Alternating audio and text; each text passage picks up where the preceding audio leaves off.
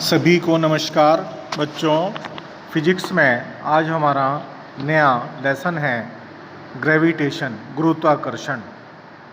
आज हम गुरुत्वाकर्षण के बारे में डिस्कस करेंगे।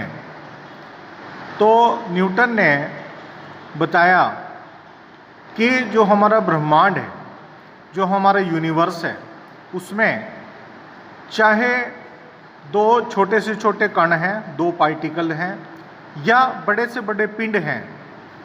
फॉर एग्जांपल जैसे आपका पृथ्वी है, सूर्य है, चंद्रमा है, बृहस्पति है, तो ये सब बड़े से बड़े पिंड हैं, ग्रह हैं, उपग्रह हैं।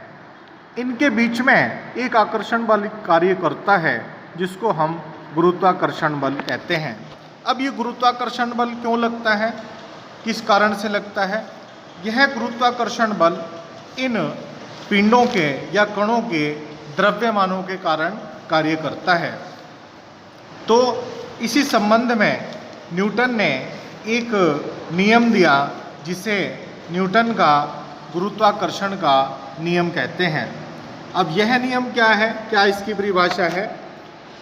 उन्होंने बताया कि दो पिंड जिनके द्रव्यमान m1 m2 हैं तथा उनके बीच की दूरी r है, तो उनके बीच में लगने वाला जो बल होगा उसका जो परिभाषा है वह किस प्रकार से है, ध्यान से सुन लेंगे। न्यूटन के अनुसार ब्रह्मांड में स्थित किन्हीं दो पिंडों के बीच कार्य करने वाला गुरुत्वाकर्षण बल इन पिंडों के द्रव्यमानों के गुणनफल के अनुक्रमानुपाती या समानुपाती होता है और उनकी बीच की दूरी के वर्ग के व्युत्क्रमानुपाती होता है। ये इसकी डेफिनेशन है। अगर हम इसको गणितीय रूप में, मैथमेटिकल फॉर्म में सिद्ध करना चाहें तो हम इस प्रकार से कर सकते हैं। मान लीजिए हमारे पास में दो पिंड हैं जिनके द्रव्यमान m1 m2 हैं और उनके बीच की दूरी r है, तो उनके बीच में लगने वाला गुरुत्वाकर्षण बल F is proportional to m1 m2। ये हमारी इक्वेशन फर्स्ट हो जाएगी। और इसी प्रकार से F is proportional to 1/r², ये हमारी इक्वेशन 2 हो जाएगी, समीकरण 2 हो जाएगी।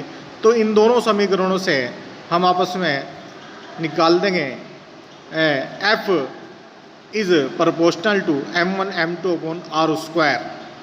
तो यहाँ से फिर हमारा आ जाएगा F equal to G m1 m2/r², जहाँ G हमारा कांस्टेंट है जिसे गुरुत्वाकर्षण नियतांक, ग्रेविटेशनल कांस्टेंट कहते हैं। धन्यवाद।